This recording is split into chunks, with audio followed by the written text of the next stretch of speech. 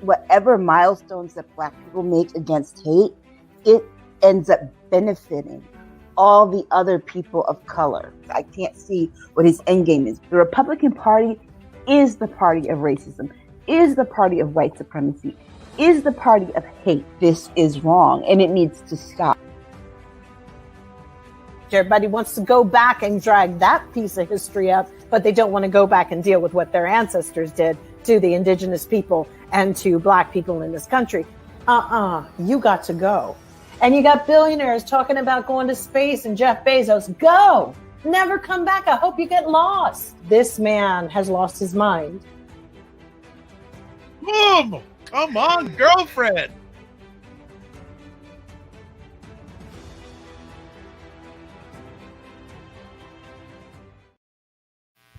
What is up, everybody? It's Dr. Vibe here, host and producer of the award-winning Dr. Vibe Show, the home of Epic Conversations, and I'm the host of Epic Conversations, 2020 Best Podcast News Award winner, 2018 Innovation Award winner, given out by the Canadian Ethnic Media Association, and also I am the winner of the Innovation Award given out at 2018 by that same organization. I host the only online conversation in the world for dads and fathers that is sponsored by Dove Men Care and co-sponsored by Dad Central Canada's National Fatherhood Organization.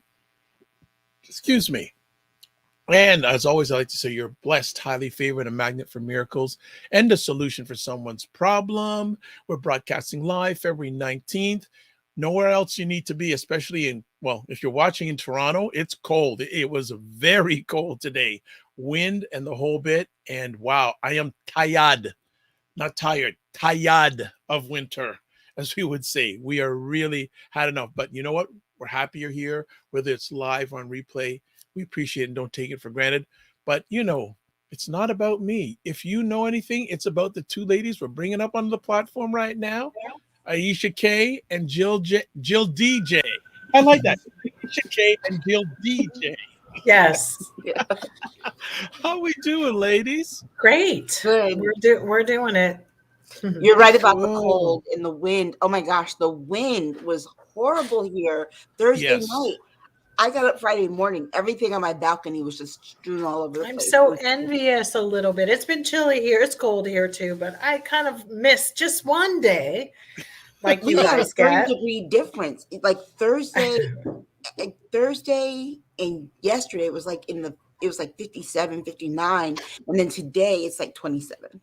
Oh wow. Yeah, it's been a little erratic here, up and down. Yeah. How's the week been? Lots of news. Oh yeah. A lot. But doesn't it just feel like the days are just flying by? Yeah. Yes. I mean, we're already in March, essentially. I don't know what that is, but I don't know. Isn't there a saying that in bad times, God speeds up time or something? Like, isn't there like some kind of chatter about like that it'll get so bad that he'll just speed up the days? I mean, he or she. I don't know, but it seems really fast. Like we're rolling right into March. Absolutely. You know? Absolutely. Want to say a big shout out. Some family watching live. Hello, William. Greetings. Of course, Jen Myers. Hello, Jen. Hello. And Christopher Lawrence from Toronto. The gentleman who runs Frequency Event Promotions. Thank you so much. Jen is saying freezing cold and windy here in Cleveland. Cannot wait for spring. But how come you're not watching the All-Star game, Jen, outside of us? Well, are you going to watch the All-Star game tomorrow night? You're gonna watch it? Just asking. Did the hamster see his shadow? You mean the hamster isn't the gopher? Groundhog. Groundhog. Yes. Hamster, gopher, groundhog. We eventually got there. I don't know, right? Did that happen already? Maybe it happens in the next... What happened a few weeks ago? They didn't see the shadow. So Punxsutawney Phil or Tuxatawny. Yeah, you're good. Whatever. Well, at least you didn't say Punxsutawney. Punxsutawney Phil. At least you didn't say Punxsutawney Phil. I didn't say Palm Springs Phil. Yeah. You know what's so funny though is that people were like passing memes around that day, like with pictures of him, and they were saying, "I'm not a weather I am not a weather consultant. Yeah, something like that. I didn't see any I'm of not those. What day was that? Darn it. It was way back. It was a few weeks ago. Oh, It was a few weeks ago. Yeah. It was a few weeks ago. So you didn't see a shadow. So, but it just seems the last 30 days, at least in Toronto, the weather has just been like every other day. And again, you get those fluctuations because we're going to go up in temperature a few days and we're going to go back down again. So everything melts and then everything freezes. It started snowing here today. Yeah, I was going to say, haven't had much snow, but you've had freezing temperatures. Well, we've had snow. We've had snow. You did. We got some snow, but I'll tell you, we've only had like 2 big snowstorms. The rest are like flurries, and it's not really sticking. Okay. Like today it snowed, and I'm looking out the window, it stuck a little bit, but it was like less than even half an inch.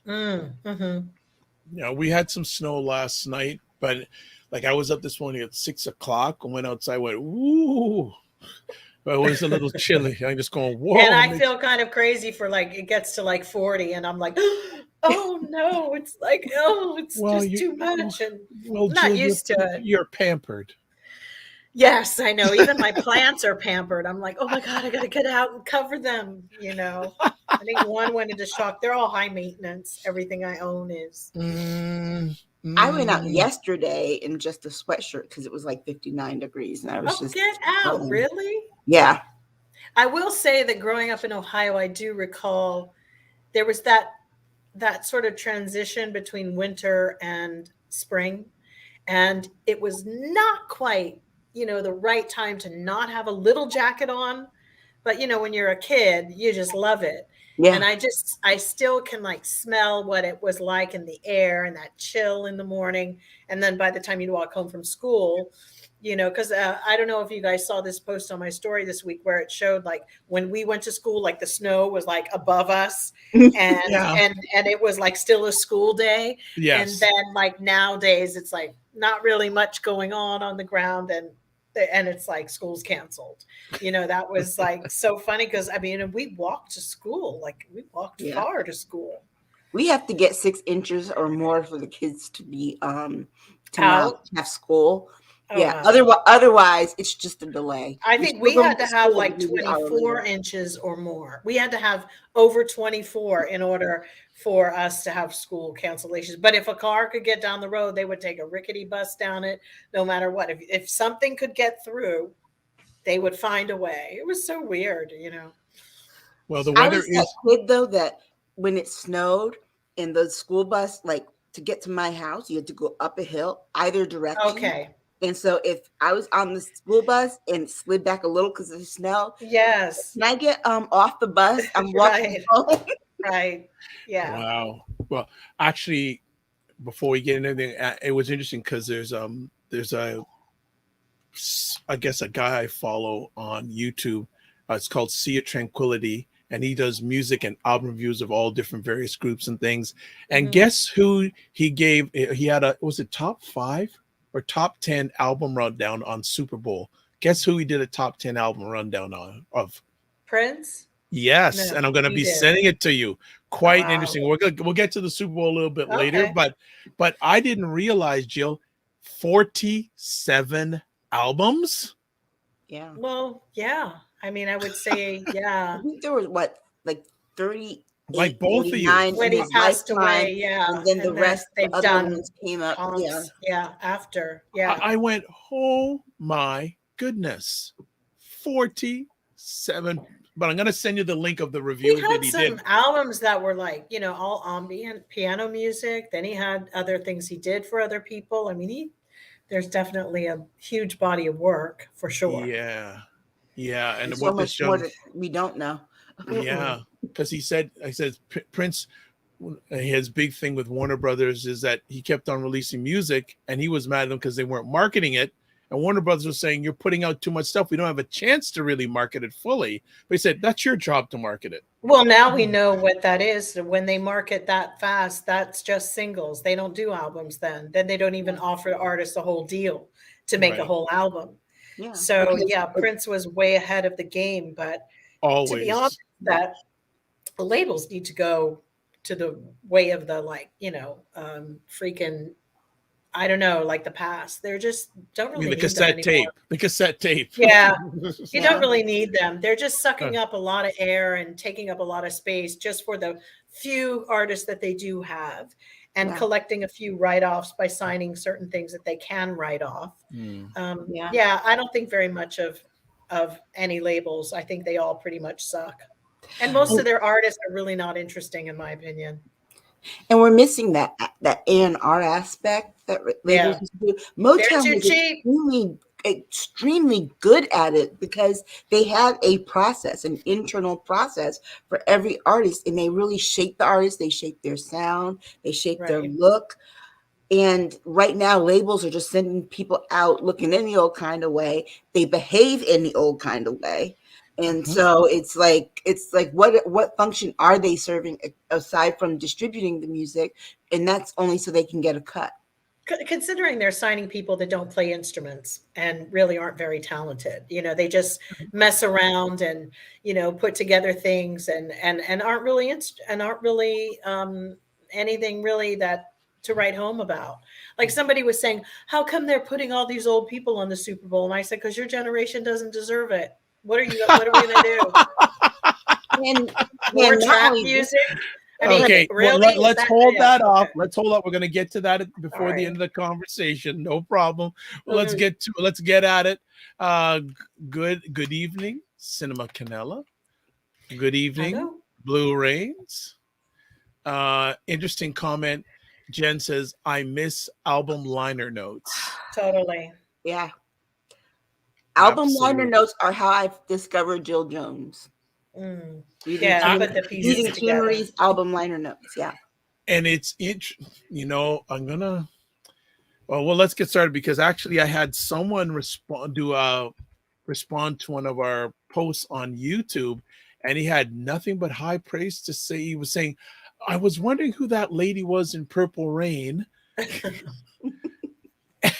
So we'll get to it before we leave. I'll find the comment. Okay, I thought it was really, really cool. So we'll get to it before we better get to our topics. People want to hear what you have to say. Yeah. So we'll get to it. So our first conversation piece tonight. Oh boy. Ex-officer Kim Potter's sentenced to 2 years of his fatal shooting of Daunte Wright. Who wants to start up on this one? Aisha. You know what? Here's the thing.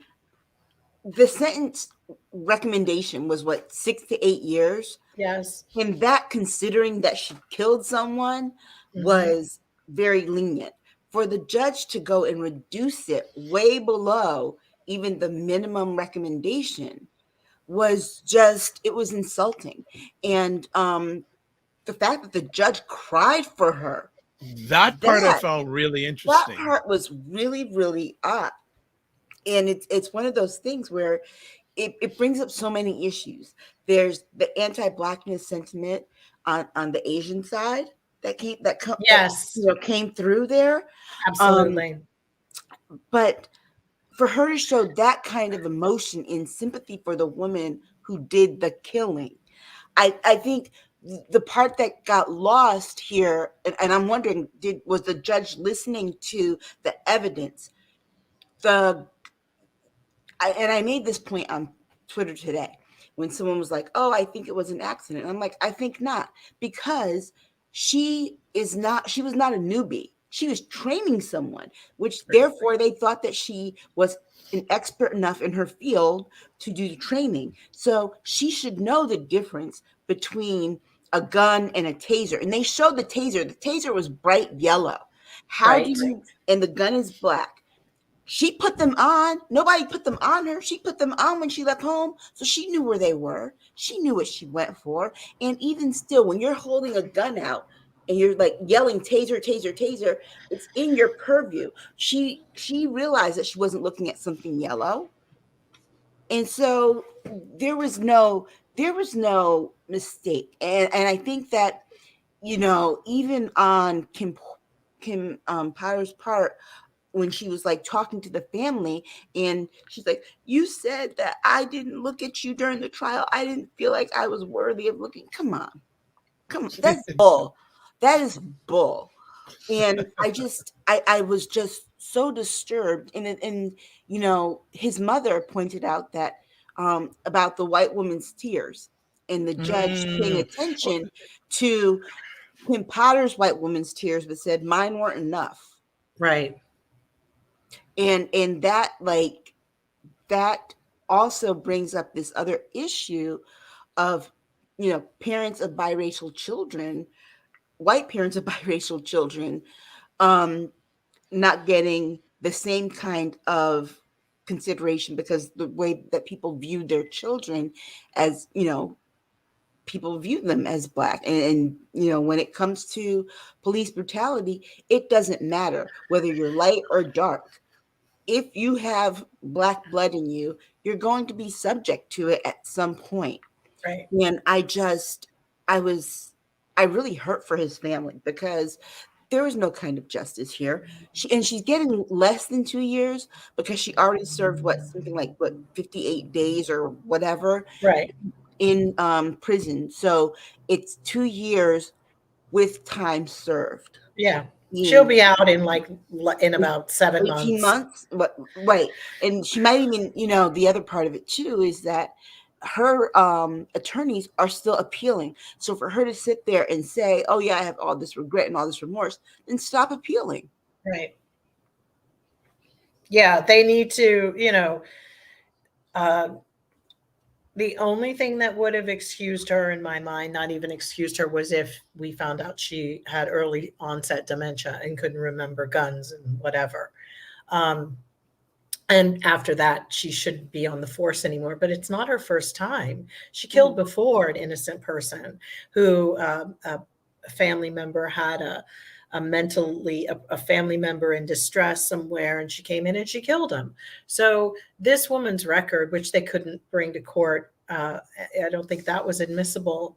You know, it's disgusting. It's Minneapolis. It's Minnesota.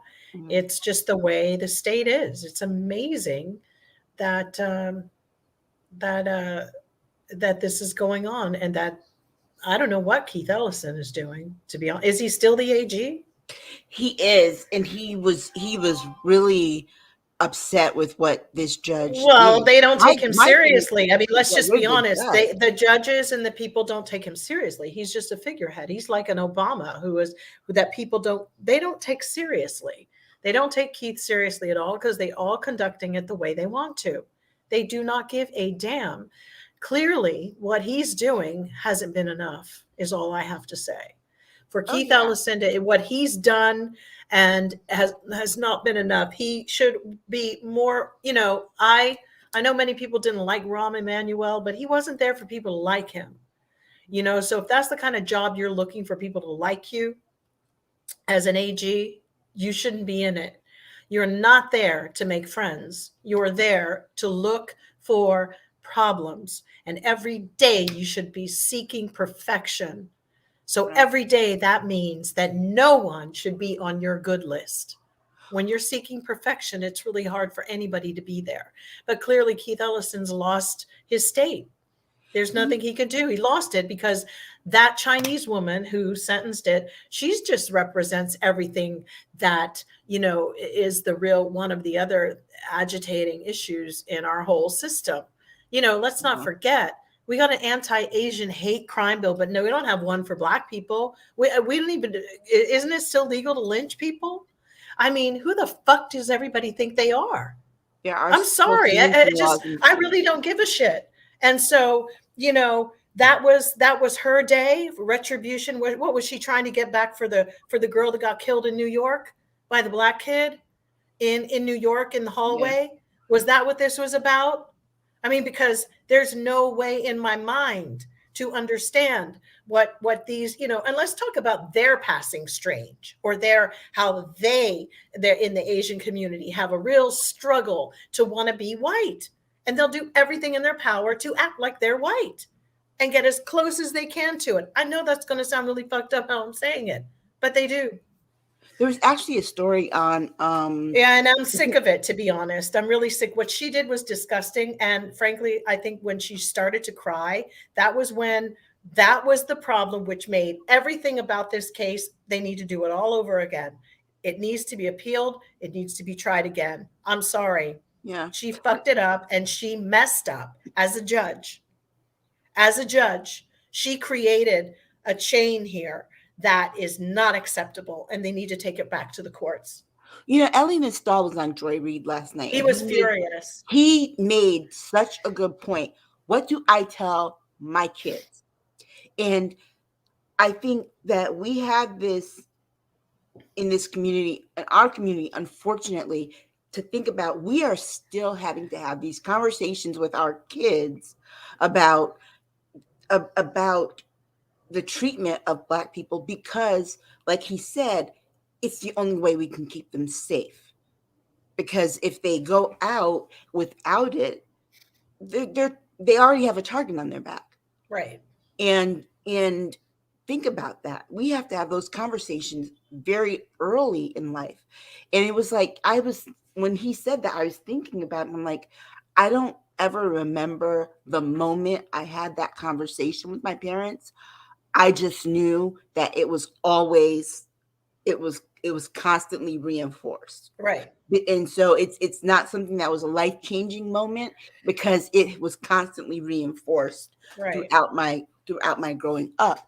And you know, when these cases come about and people aren't punished, or the sentences that can be given are really low, people get more time for having you know, a gram of crack on them than murdering someone.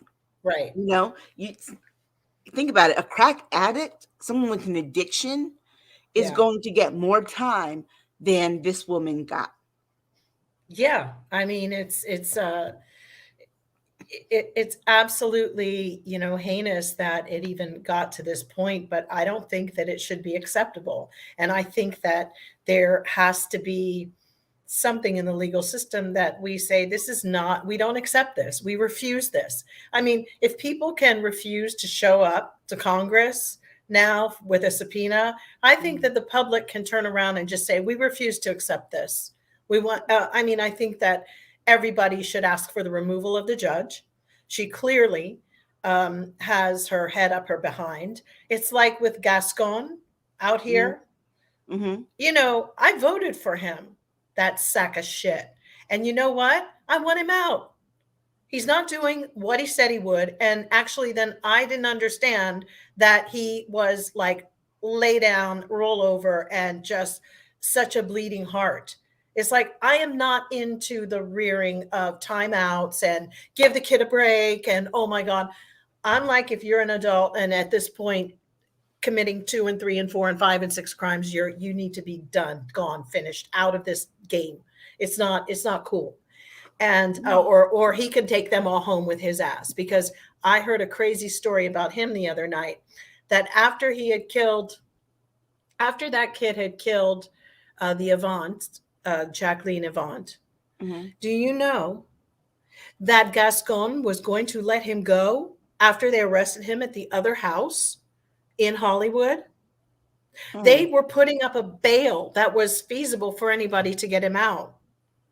And that was when other serious politicians in Beverly Hills came in, overrode that, pushed forth, and no.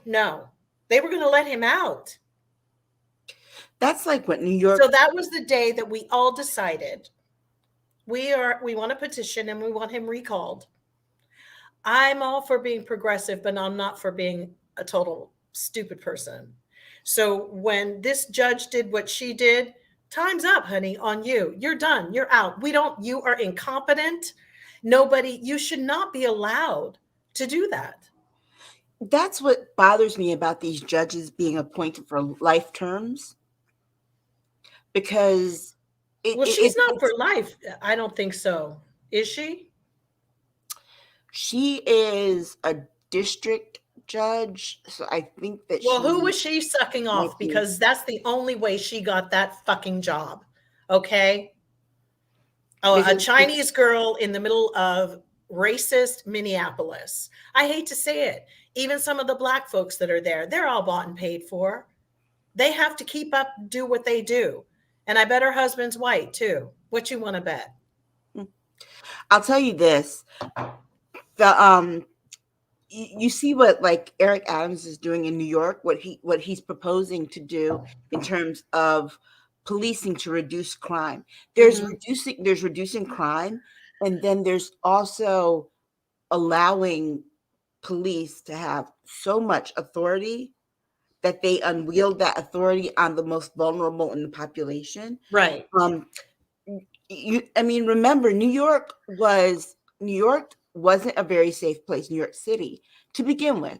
It did improve, but one of the things that is challenging about New York City is that it's just a big place. There are 4 million people in the city. So you're going to have a high crime rate regardless compared to other places. There are 4 million people in my state compared to that one city. And how you handle it is, you can improve you can increase the number of officers and give them more tools to use in terms of reducing crime.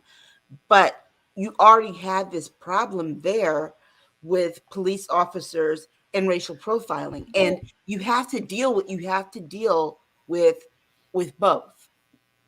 But first of all, we have to determine what's considered crime anymore. Exactly. Because the reality here is when gentrification comes in, all of a sudden, white collar crime isn't a crime anymore. But they all want to talk about crime when it's, a robbing, a mugging. Okay, that's legitimate. But then they also make the face of those crimes be only black people. There's white people who rob people. There's people of all races. There's Chinese people who rob people in Manhattan. I've seen stuff. I lived there, but you don't see that being portrayed all the time.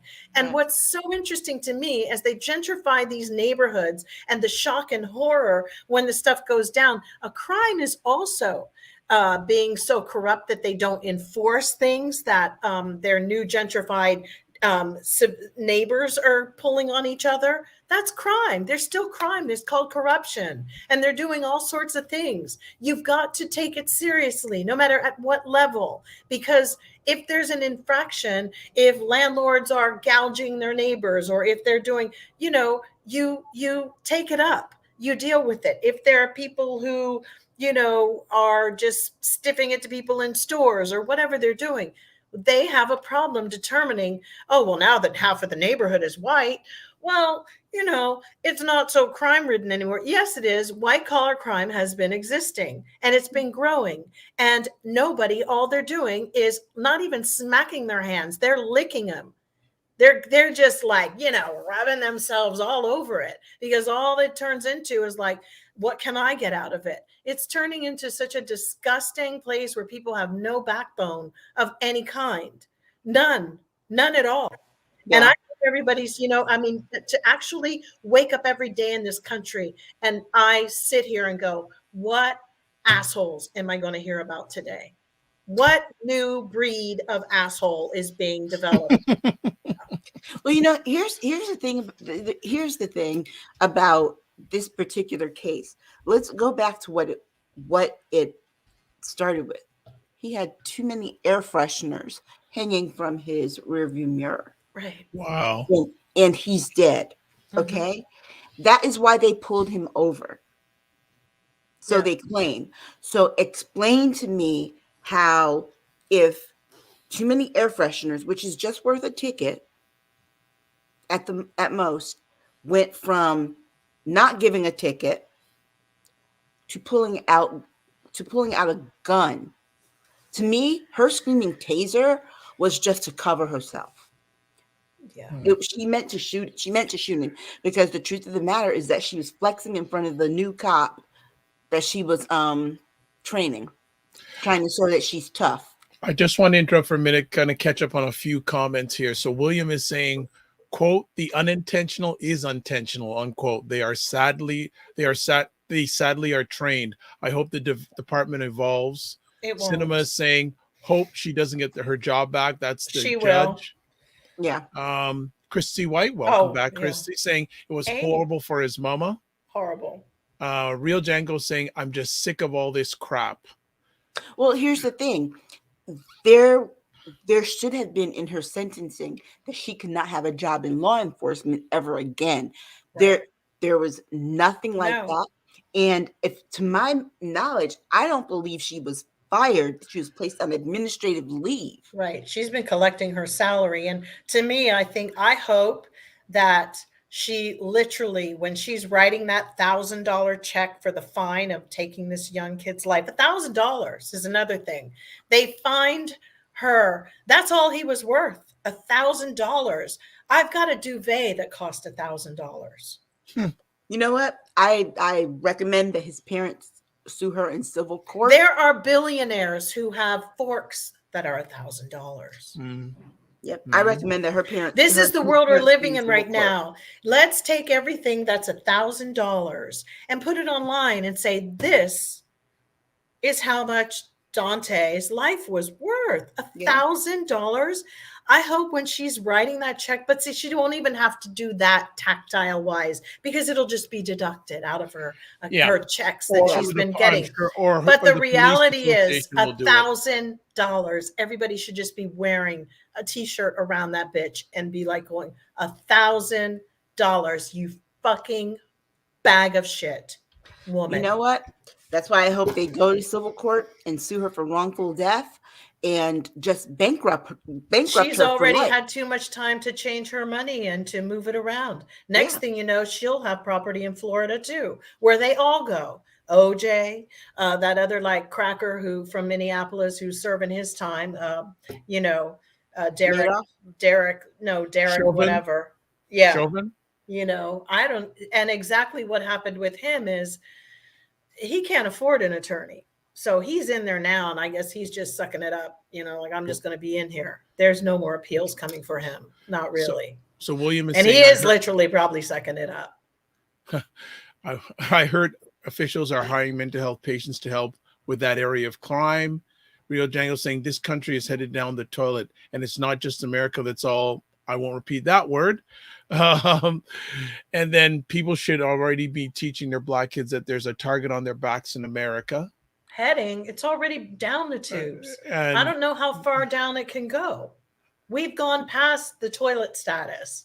It's now in the tubes and the pipes. It's done. It's done. Also, Rio Django says it's the old quote, give the white person a break, but give the Black person nothing, unquote. Absolutely. Go ahead. The other thing too that happened this week was that the three men who murdered Ahmaud Arbery, those tapes came out, the taped phone calls, which now you look back and you're like, this should have been presented in the case, in their case. It's being presented in their federal case, right?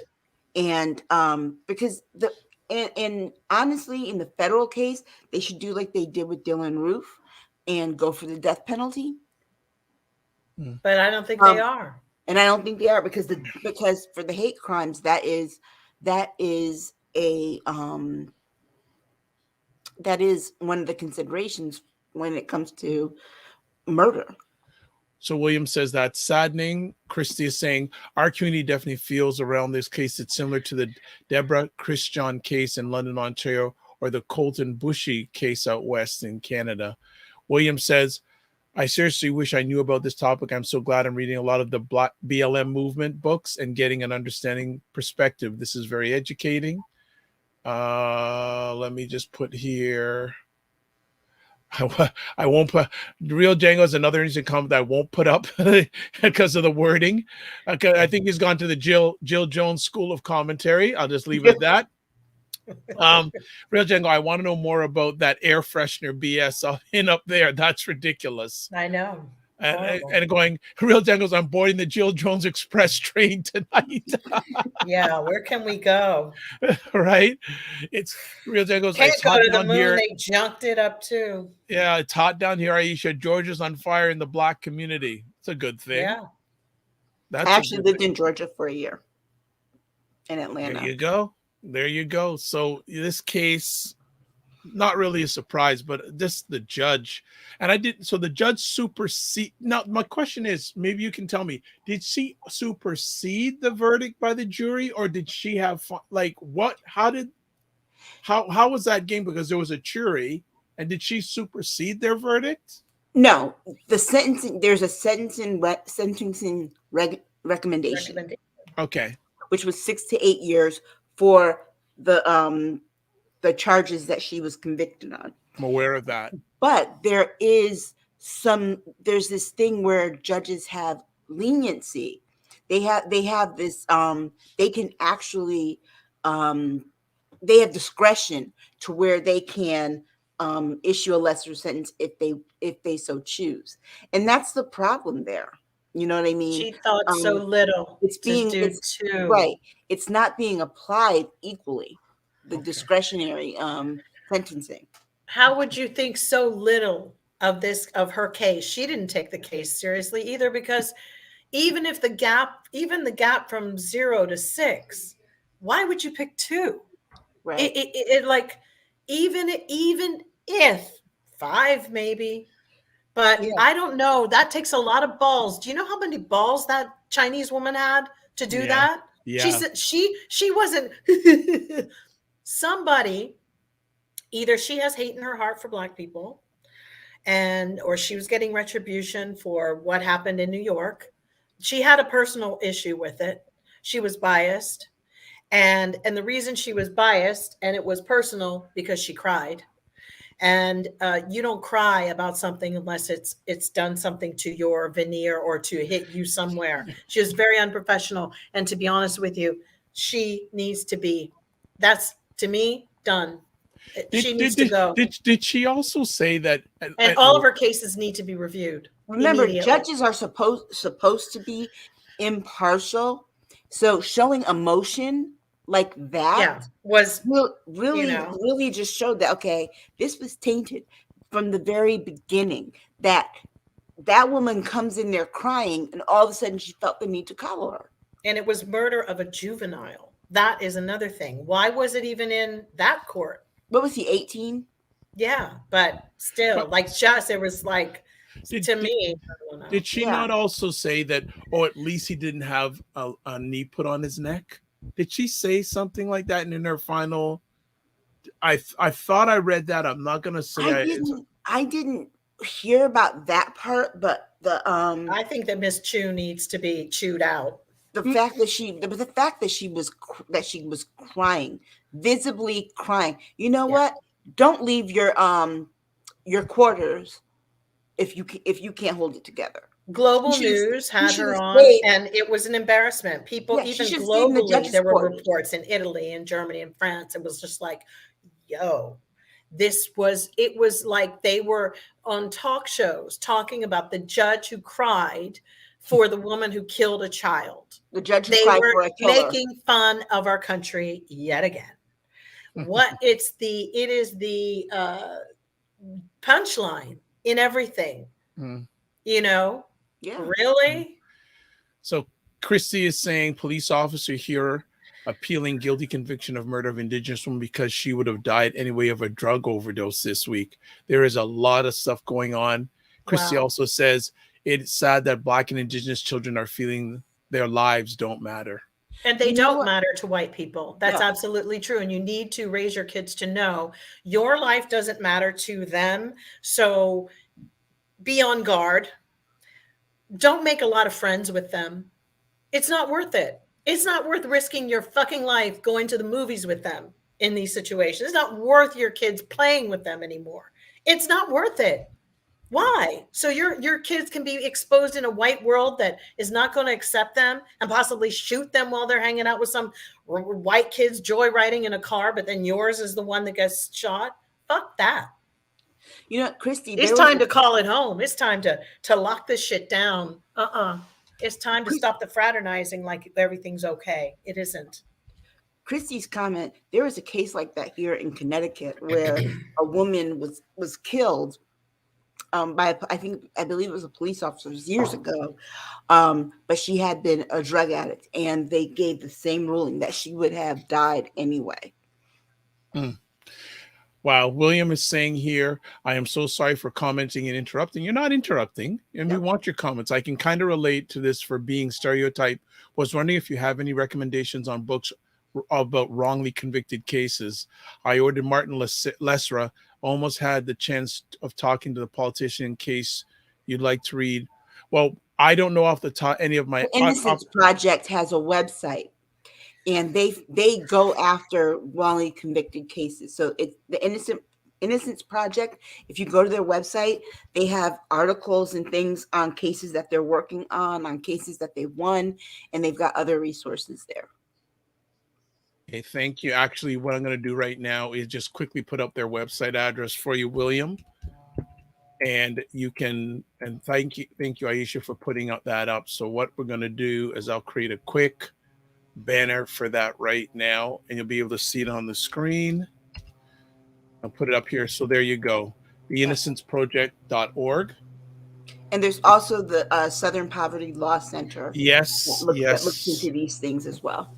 SPLC. Yep. Absolutely. Let's see if there's any more comments before we move on to our next conversation piece. And the real Django says, yes, Dr. V, that judge brought up, quote, at least he didn't die with a knee on his neck. Yeah. So wait, this was a more dignified death? Is that what you really? When I heard that, I said, really? You went there, Judge? You went there? The only difference between what happened to George Floyd and what happened to Daunte Wright is that Daunte Wright died immediately from the gunshot. George Floyd died slower. That's the only difference. Everything else is the same and should have been treated the same. And Chrissy's saying, and it's sad moms like us have to feel that this way, I think, instead of absolutely. And also, because it's really true. White moms of children of color pay a heavy price too in that circle. It's almost like, white people hate them, like see them as traitors. Well, not only that, it's their whiteness can't protect their children. Yeah.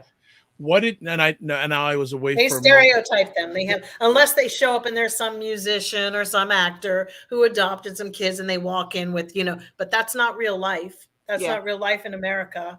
That's just bullshit. That's just image and reputation for these people. Yeah.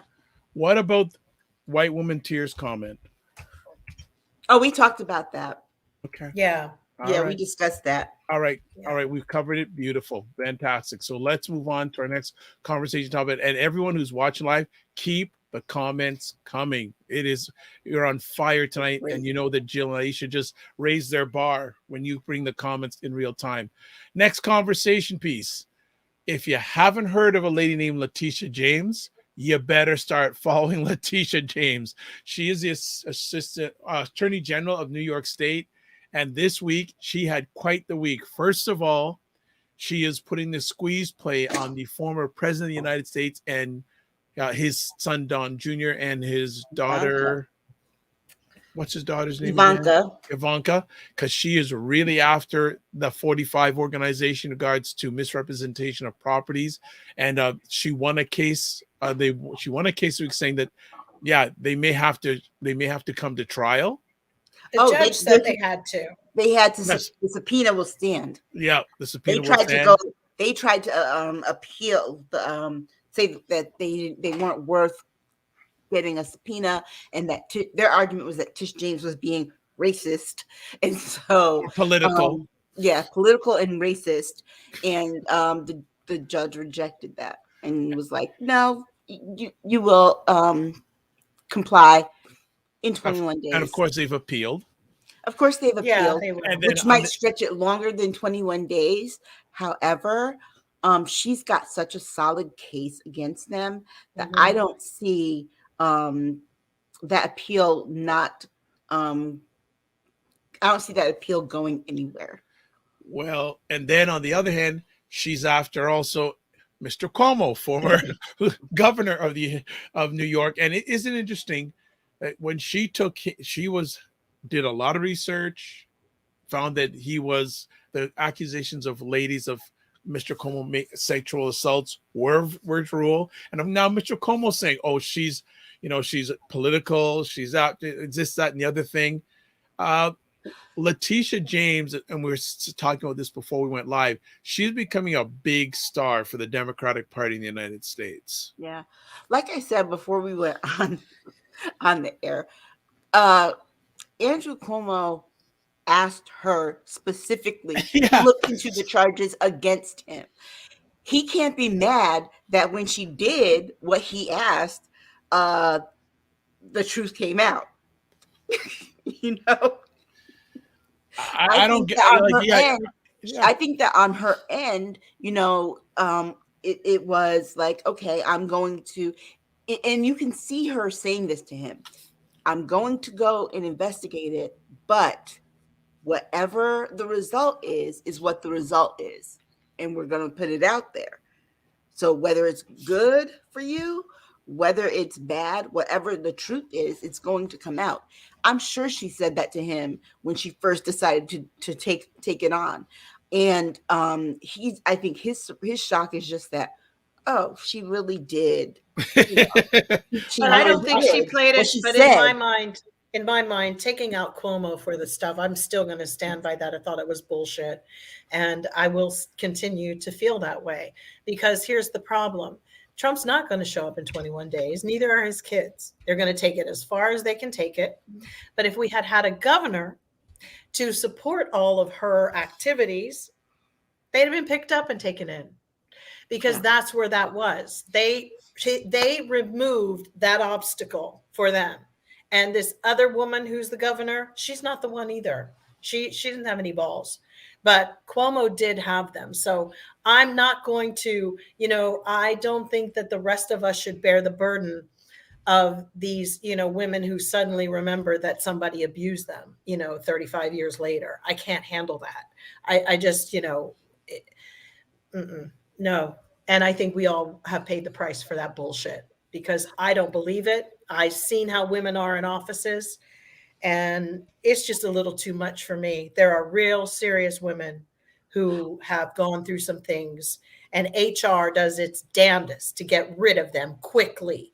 The fact that these white women were allowed to hang around and continue on, if those were Black women in the profession being harassed, they wouldn't have been hired anywhere else in New York City at the same level. These other ones went from place to place to the other place, and another candidate, They always have a lifeline. Somebody always throws it to them, a raft or something.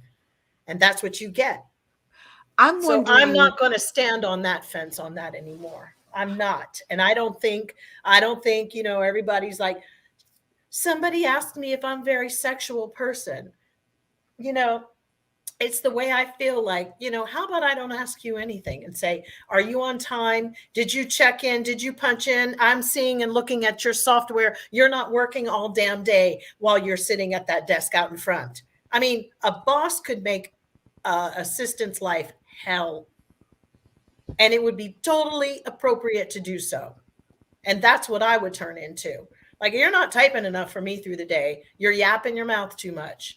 And if you're that much of a shrinking violet and you live in New York City, I'm sorry, you're harassed on the street. I mean, give me a damn break. I'm curious as to the evidence that I'll never believe that shit. I'm curious as to the evidence she uncovered. And the reason why is because I don't think that as a Black woman, she would have put her reputation. She didn't, but she played politics. Especially she was going to run for governor. No, putting her reputation would have been defending him. To defend him would have been, because it was not, that's not what I'm saying right now is not politically correct. Most women hate me for saying that I don't stand by you just because you're a woman and you said it. I'm like, give me more information, let me decide. But see, she took the easy route. I still have a bone to pick with Tish about that, because I think that the stronger part would have been she was backed against a corner. I get it, That's why I want to see the evidence that she had, because I don't think that she, as a Black woman, would stake her reputation on she already did. On it. I honestly already did, in my opinion, when she shielded like the mammy 12 white women. You said this to me. She already did. Well, that's why I want to see the evidence, because the truth is we don't know what evidence she really had. We know on the surface. We know the surface, but we don't know. We don't know the other stuff that she had. For all we know, she had the opportunity to go back and look at his work. Yeah, but the political move was she stepped out of the box and decided she attempted, she was going to run for governor. She showed her cards right then. So for me, the first strategy she had was, let me remove him. I think I might want to become governor. This will be perfect. That's what I'm seeing it as. Then it turned into, she aligned with Gavin Newsom on something. Then there was a new game in town that happened. Something changed. And she pulled back and got straight about this case with Donald Trump. But I'm personally saying she showed her hand. She wanted him out as a governor, but he had her back no matter what. And for me, as a constituent or whatever, that should have been priority number one, not a bunch of women who were set up and hired, kids from Greenwich, Connecticut, where our Merrick Garland is from, given internships to work, and they're upset because somebody said something that they're not used to. I'm sorry. It wasn't enough for me to see the removal of that man as a thing to do. He didn't lay him down and rape him. Sorry if I think that one thing is worse than the other, but they all got jobs. They got references everywhere else they went. And also, why didn't they say anything before? They never did. Seriously, if it was really true, then wouldn't they have dug deep into people who would say, yeah, I knew that we had to get them rid of them? I'm sorry, that's not how HR works. That's what I'm saying, is that I don't think that evidence has been made public. I don't think it exists. What I think, though, is that here's the thing. He knew, he had to have known, because politics is a very small bubble. Politics is a very small bubble. All right, Jill, let Aisha finish. Politics is a very small bubble. He knew, I'm sure he had to have known what her aspirations were beyond just being AG. But like I said again, he opened the door by asking her to investigate it. And she did. So he also was unprepared for what happens if there is evidence that will come up, because I don't think that he assumed that she would subpoena emails and text messages and things like that. One of the things that she did subpoena were text messages and work emails. So we don't know what was written in there. And well, then for me, think about it. What was the other guy? Anthony, the other guy from New York, who was incredibly sloppy behind closed doors. The only reason that it came out was because he decided to send a dick pic to someone, and it ended up being posted all over the place. A dick pic? I don't care. This is the whole thing. Is that a problem? Why is everybody so fragile after what we just went through with that fucking bitch in the White House? Are you kidding me? A dick pic pales in comparison. I'd rather have received a dick pic every goddamn day that motherfucker was in the office. But you know what? Than to have to deal with that. There is work decorum, period. Because if I do that on my job, they weren't at work. Fired. He was on a social network doing it. Yeah, but if I do that on my job, if I do that, period, and it reflects bad on my organization, I'm getting fired. I don't know. This is just the way social media is. Ain't nobody running to put regulations on it. So it certainly isn't bothering anybody that goddamn much. But when you sign a contract for a lot of jobs and a lot of things, they have an ethics clause. Well, that's about to change thanks to Gretchen Carlson. That's about to change, which just went down the other day because of Fox News. That will change. They're now going after the NDA clauses. They won't be able to have those anymore. But even still, that's the other thing. That is the other funny thing, because if Cuomo wanted to enforce his NDA clauses, why didn't he? If he Okay. didn't want to be found out, why did he ask her to investigate? But no, he had no thing is choice this, when is that went down. He had no choice because they backed him into a corner about it too. It was like damned if he did and he didn't. But to be honest with you, I never thought he should have left. Be like, the hell with those bitches.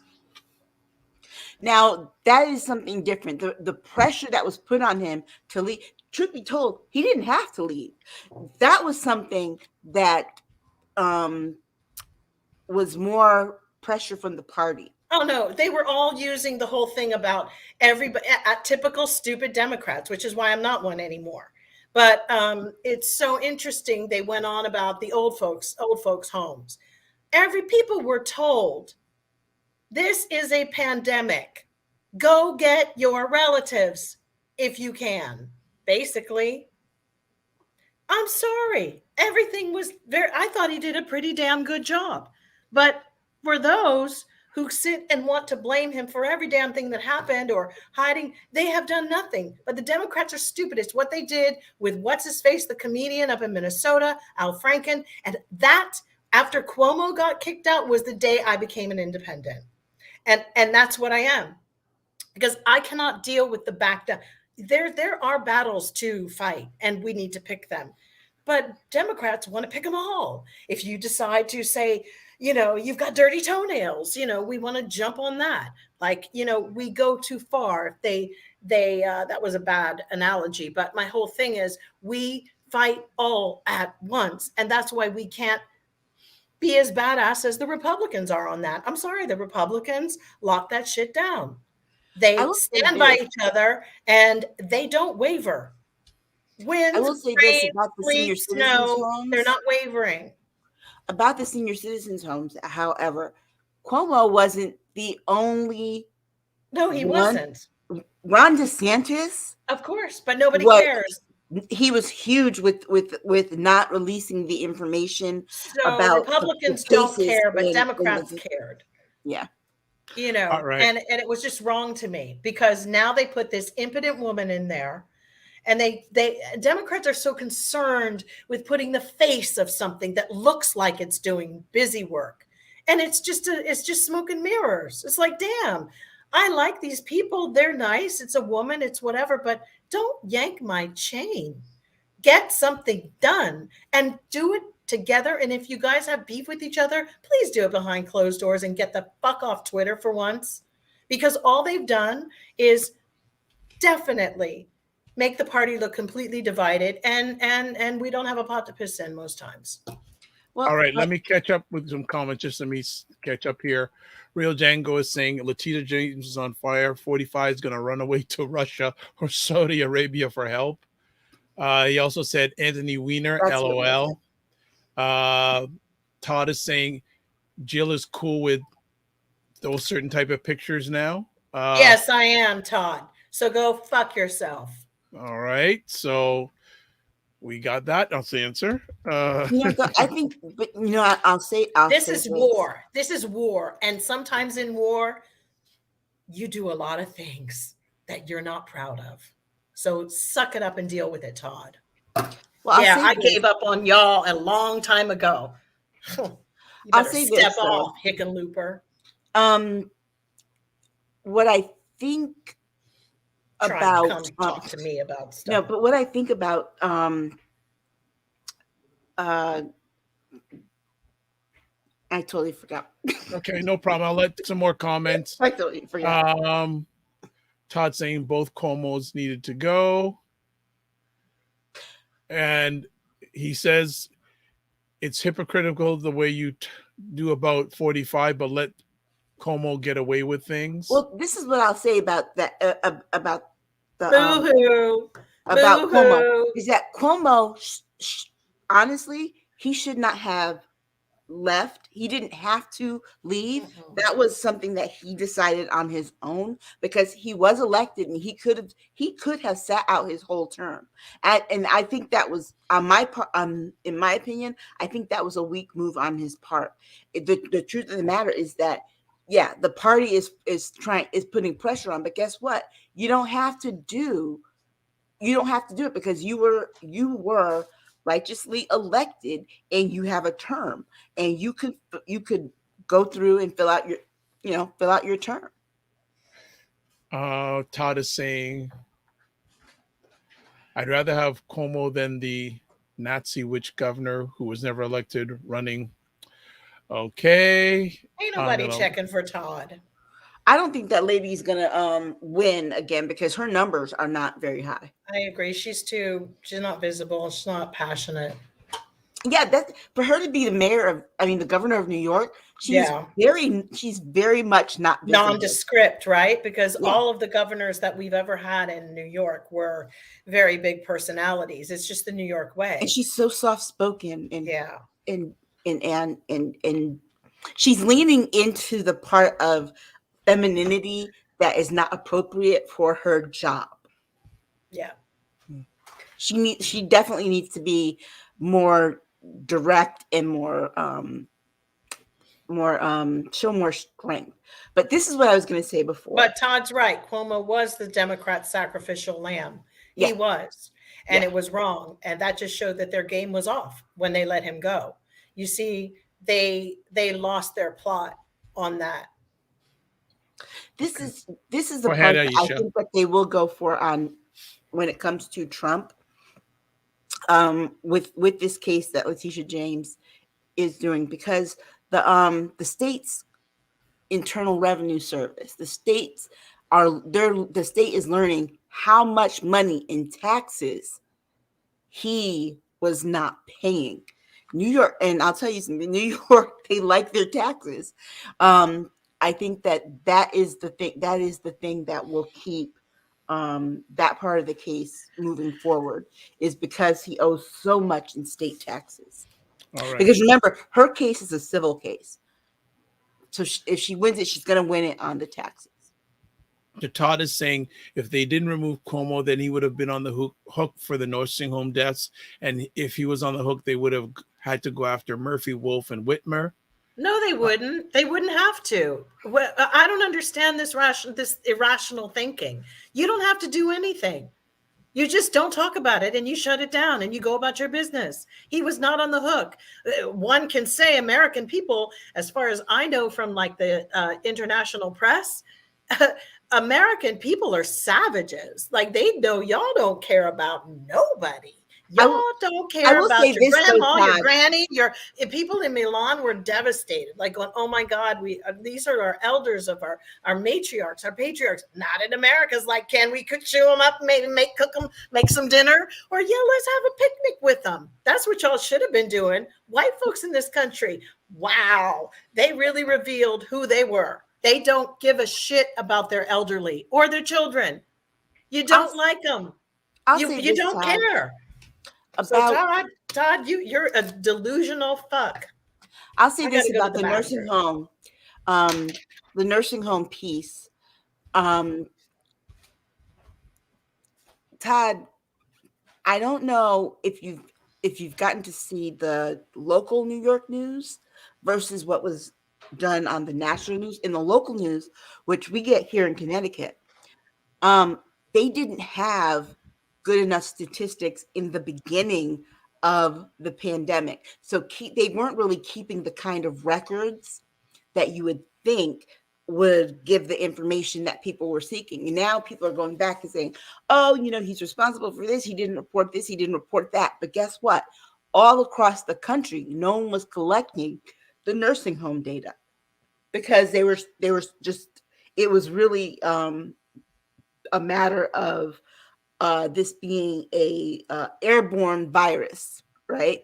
That people were focusing on, and the tracing of the virus was done in different areas, like different public areas, and no one thought to start looking at the nursing homes until there got to be so many deaths. So they didn't start recording that information until there was this abundance of deaths. What they're talking about when they talk about Cuomo in the nursing homes is they're going back to the very beginning of the pandemic. Well, guess what? No one was tracking that data. So he really wasn't keeping anything from anyone.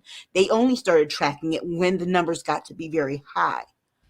They started tracking it when there was one nursing home where like 90% of the residents had gotten COVID. But prior to that, they weren't really keeping just specific records about the deaths in nursing homes. They were keeping records of deaths of people being brought to hospitals.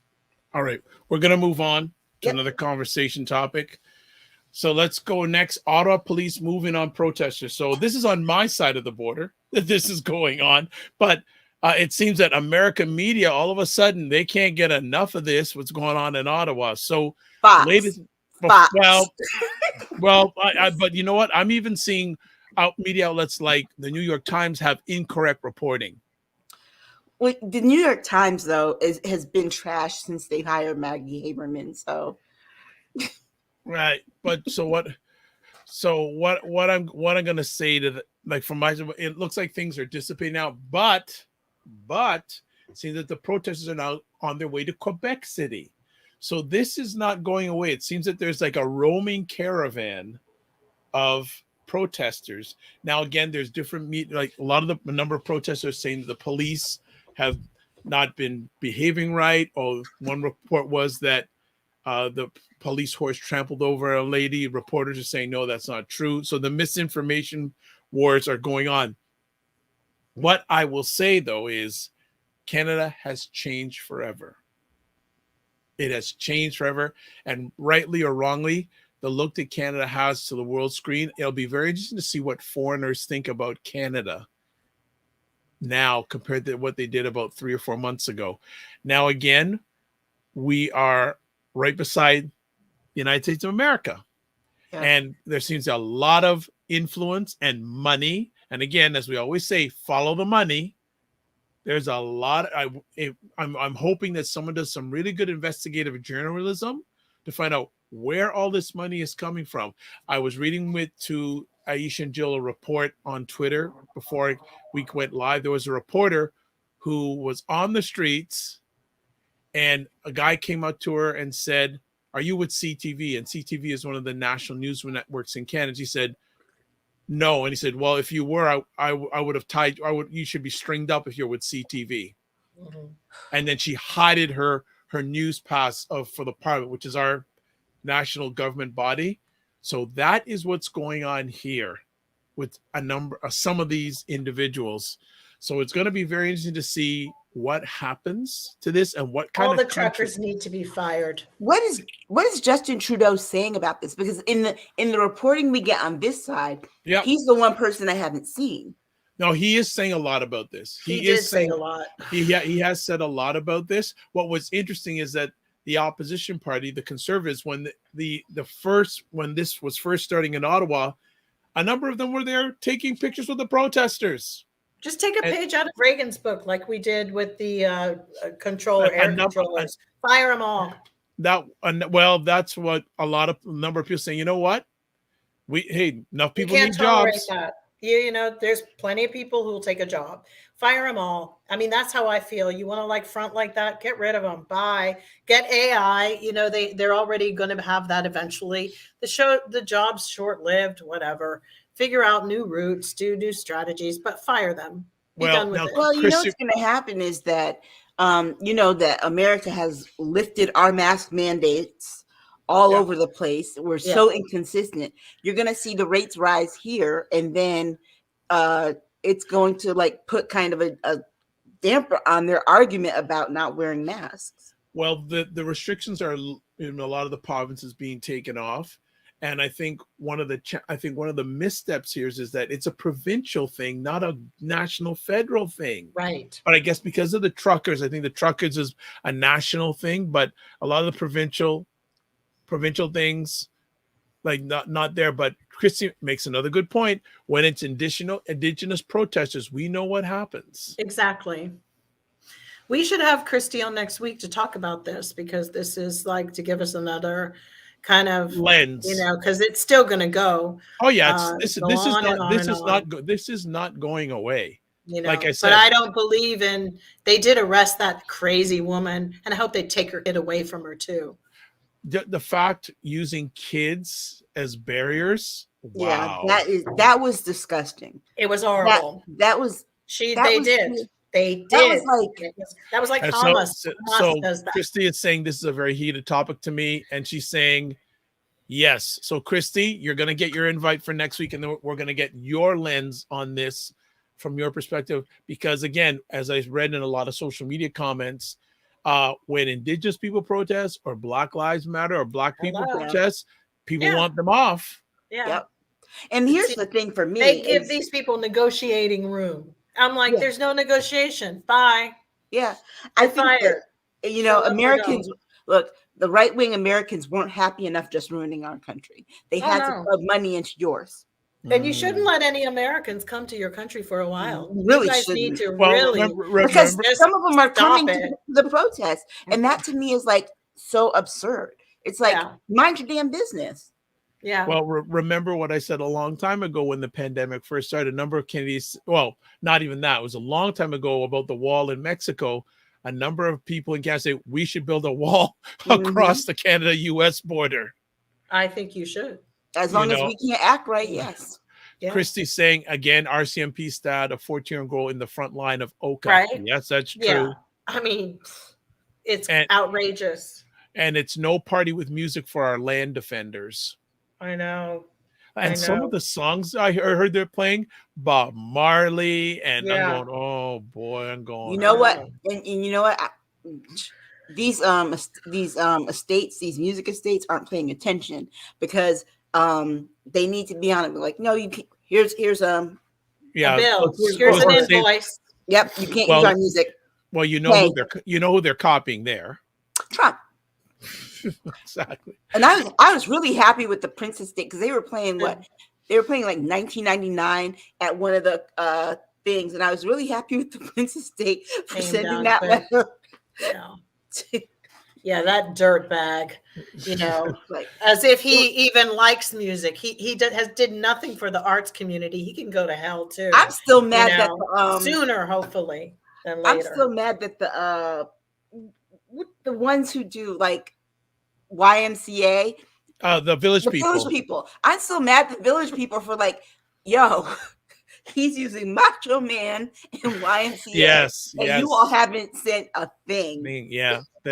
So Real Dango's in a real mood tonight. Real Dango, hopefully you can come on. He says, just let me up there, Dr. V. I think Real Django and Jill need to run from politics together and clean some stuff up.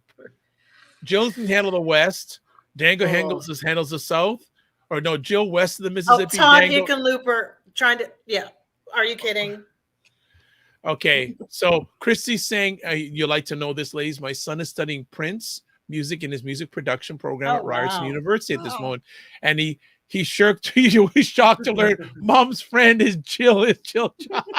I'm telling you, Jill. That's so funny. Yes, we are friends. And I think it's funny that he's, Prince and Michael Jackson would be wearing the mask. Are you kidding? Oh my God. They would have like been in bubble suits. Are you joking? If I could tell you stories of how freaked out Prince was about germs, I mean, and people getting close. I mean, forget it. Yes, he would have been like, this is perfect. He would have. I mean, for God's sakes, he had a whole social distancing. He had a whole era where he wore a whole bandana thing around his entire face. Are you kidding me? He had plenty of masks that he wore throughout the years. He was Christy says they would have embraced masks. Oh, totally. Michael Jackson the privacy of that too. It's like being able to just do. I mean, Michael Jackson had his kids in masks for how long? True. I mean, remember? Go listen to New World from 1996. I don't have to. Personally. I knew him. Okay. There you go. So exactly. I don't care what was written. Okay. So I know people got to sell records and y'all buy it. And there we go. Real Django, my favorite is Erotic City and Automatic Mostly because Jill is in those videos. I don't think it was an Erotic City though. Automatic for sure. But it's funny because just a little silent. It's like one of the great highlights of my life was seeing Prince and him. And one of the concerts I saw was him and Sheila E. opening up with Erotic City. I didn't need Absolutely. to see Yeah. another song. That Very was the hot. first That song I was said always I didn't very, need to very see nice. anything else. That I was remember that always they were such a playing, and sexy they had a thing. basketball net on the stage. They were shooting. I said, Yeah. I don't need to see anything else. That was the first song I said, I'm Yeah, it's done. brilliant. I'm done. I'm done. I'm Yeah, that done. was hot.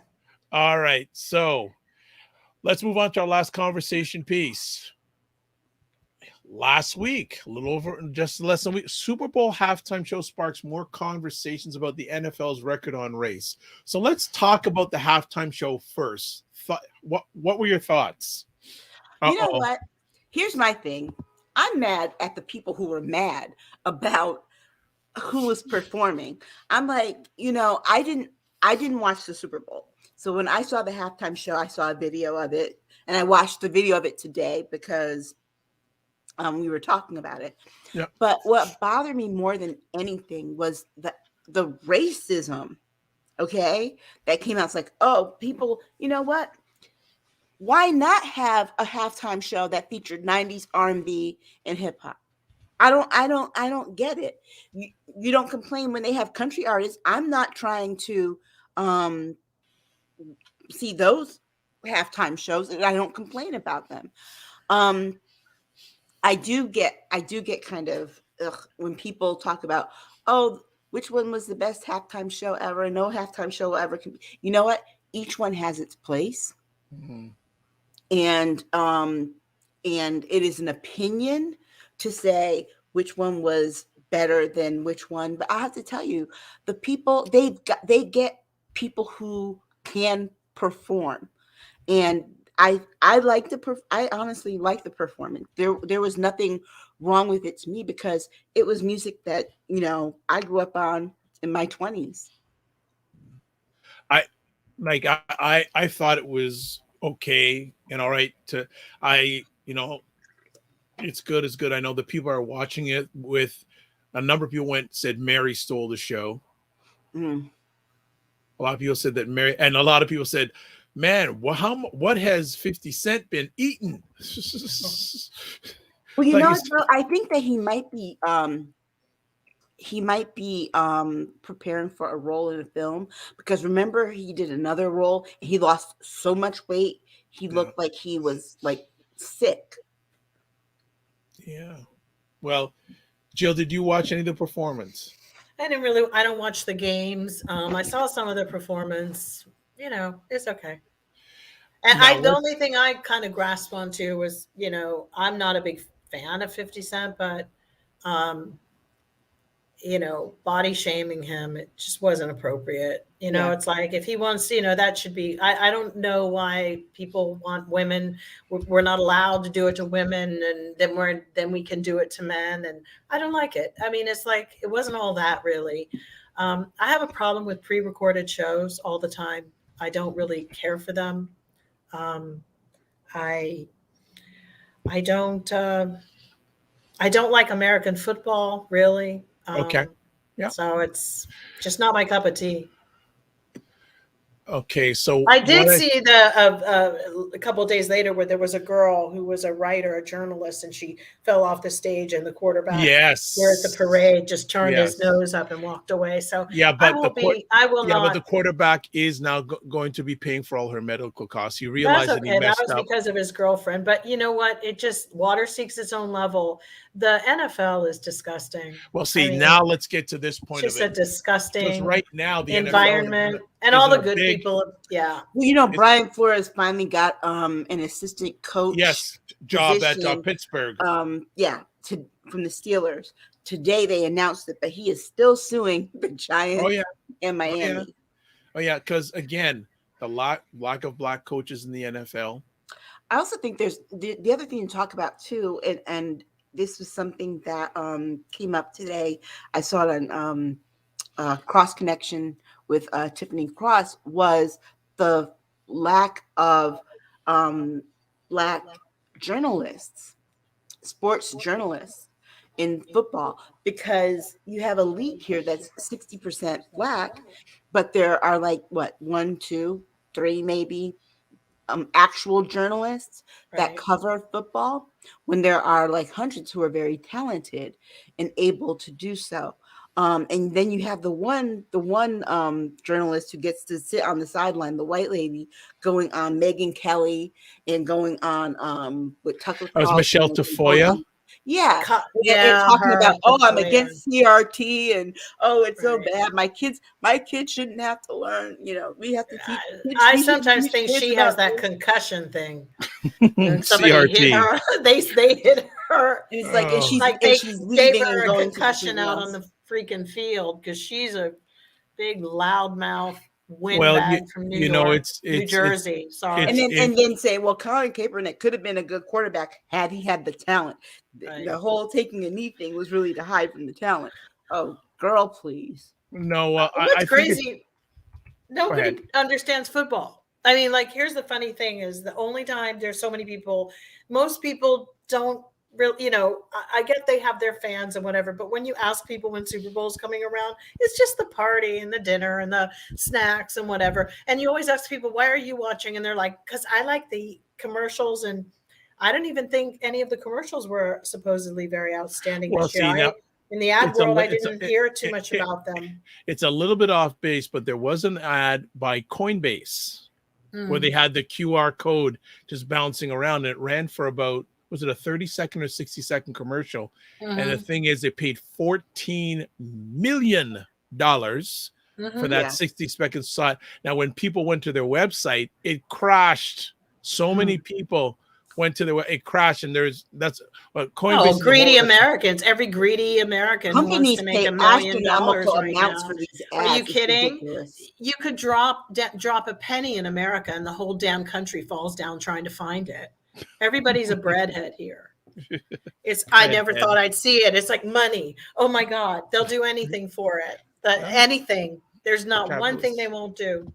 Well, I think it is a little ironic. So no, I don't. And the funny thing is, of course, if people don't realize, the NFL, they're sort of contracted Jay-Z to head all their entertainment stuff. So again, follow the money. Well, they don't get paid, you know. So you don't get paid to do the halftime show. They don't. No, you don't. No, you only get paid, you know. So for me, it's just like, really, in this day and age, you got to be kidding.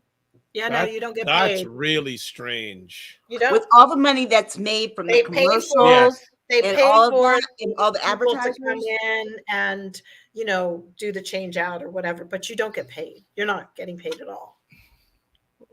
So Real Django is saying the problem too is that our perspective of things as Black people tend to see the lack of color more when they see white people, and then we really have to have the numbers of how many Black journalists are out there. This is true. But yeah, I think it's very ironic that, you know, for that day, the NFL and race, it wasn't a topic that day. So it seemed it was very, and again, I'm sure it was planned a number of months ago, but the NFL says this, in my opinion, has a difficulty when it comes to people Black people in position, let alone forget the owners. The owners is a whole other story, but just coaches. There are less coaches now than before they brought in something called the Rooney Rule, where it's supposed to at least have more Black coaches being interviewed. Now, think there is another Black coach hired in Houston, and then there's a biracial coach hired in Miami, but still a long way to go. You know, it's really strange to me how, you know, football struggles with this so bad, but basketball doesn't. The WNBA are like, you know, the WNBA is the most progressive of all of them, because I mean they are still on their campaign. Because NFL has stone cold racists. Right. They're stone cold old family racists. I mean, that's it. NFL, the families, look at them. You know what they say, as one of my gentlemen I respect in sports calls the NFL, he calls it the shield. It totally is. It's a shield. Yeah. They you know, and the reason why is they make so much money. Well, you know, look at this from this perspective. I love the WNBA. When that crazy lady that had been in the Senate from Georgia, Yes. they worked at getting her out. And one of the people that bought the team is a Black woman who's a former WNBA player. She got people to get money, match money, and buy the team up from under her. And that's one of the things I have to say about that is that they have a lot of coaches who are women of color, and their league is 80%. The same thing with the NBA. They're even more they're much more progressive in terms of how they are able to show their how unhappy they are with different things, racism and all of that. Well, at but least when you do it in the football, it's like, oh my God, all these white people are so upset. It's like, I look at some of those NBA games and who's in the audience too, and I'm trying to figure out what is the difference. Right. I don't understand why is this so different, especially when you consider the fact that even though the NBA has a higher percentage of Black players, the NFL has a majority. Yes. Totally. It makes no sense. But it's the plantation. It's the place where, and then sadly, most of these guys aren't even going to be able to string a couple sentences as they get older. Yeah. It's like sending them to an actual, where like when you get meat, like where you slaughter. To me, the NFL is a slaughterhouse. Basically, it's not, you make a lot of money, but if you can live long enough to enjoy it and not be, have early onset dementia or concussion related problems, I think it's a very horrible sport. Awful. Well, let's look at it this way. And I don't care about tradition either. The NBA at least has one Black owner, Michael Jordan. Whereas the question will be, will we in our lifetime see a Black majority owner of an NFL team? No. And I think when you look at the NBA, you see, you're going to keep seeing these numbers increase, and you're going to have a jump from just having, Michael Jordan to having others, because remember, Jay-Z owns part of the Brooklyn Nets. Yeah. And you have them buying into ownership. So I think that it's a good point, because as you're saying there too, the commissioner of the NBA, Adam Silver, is much more progressive, because we look at a few years ago when that can't remember the owner's name from Los Angeles Clippers made those racist statements. He gone. Well, not only that, but look, remember when what's her name? Goat face girl. Laura Ingraham. Yes. Goat face said girl. that LeBron should just shut up and dribble. Yes. Guess what? The NBA didn't tell him, not to respond or how to respond. He responded how he responded, because what are they going to do? Fire LeBron? Yeah. Over goat-faced girls' feelings? No. That it's interesting that the NBA seems to be more of a players' league. They recognize the value of the players to the sport, whereas NFL and Major League Baseball, they're very hardcore owners' league, and most of the owners, all the owners are white, and the majority of them are white and male. Yeah, well, with the NFL, it's kind of like, oh, we can fire you at will. Well, there's always someone else. And who's that simple? Remember Jerry Glanville used to coach a Houston Oilers a long time ago. I remember seeing him on NFL films, and they said, "You know what NFL stands for? Not for long." Right. Yeah. But what about that the one who was Walker with the stupid flamboyant son, the one who's a football player running for Herschel. Oh my God. What a bonehead. Yeah. And his kid is embarrassing. He's been embarrassing. I mean, the child is a fool. Yeah, as flamboyant as he is, a mixed race I don't understand like that. You have no idea to look at that and just be absolutely horrified, jaw-droppingly horrified. Yeah, that would be your child from the product of your interracial relationship. We're done. I don't understand him. I really don't. He comes on there and he talks about, oh, Democrats this, Democrats that, and this, and Trump is great. And it's like, little boy, if you don't shut up. Yeah. We're done. Yeah. Turn out as old Dandy Don Mary, they say, turn out the lights. This party is over. Yes. All right. Definitely. Well, folks, a very spirited conversation, not only with the ladies, but also in the chat room. There's been stuff going on in the chat room today. There's been stuff going on. We're just going to leave it at that. But as always, I'd like to say thank you for Aisha and Joe for taking time out of their positive, productive schedules to spend with us. Very spirited, high energy. And actually, first things, I had it up. Let's see if I can find it. I wanted to give that comment from YouTube, Jill. So I'm just going to see if I can pull it up real quick, because this seems to be the Jill Jones hour now. It seems like Oh. like Ryerson University, someone in the comments. That was nice, though. I mean, it's nice to see they're teaching it in the schools. It's definitely a music program that people can benefit from. Young people, to see them being curious enough to do it is amazing, because people don't play instruments anymore. All right, so I'm going to read this comment. It's from a gentleman named Garfield Harrison 2 days ago. Here's a full read. As a supporter of the movie Purple Rain, and way before that movie hit, I was always wondered about the woman in Prince's video with the blonde hair. I found out that she was Jill Jones. I didn't realize how smart she is. Well, I should have known, because Prince likes smart people around him, at least to a certain extent. Jill Jones is more than a singer. She's insightful and eloquent in conveying her thoughts. Her take on current events is unfathomable. Oh, let's put some respect on her name, Jill Jones. Thank you for doing this podcast. It's really great to hear her thoughts on politics instead of questions on Prince. She is more than that. I mean, Prince played a major role in one portion of her life, and it's not the end all. Oh, that's so sweet. That's lovely. It's really great to hear. So someone's got questions on me on. She is. Okay, so Aisha, you got me on replay there. Yes.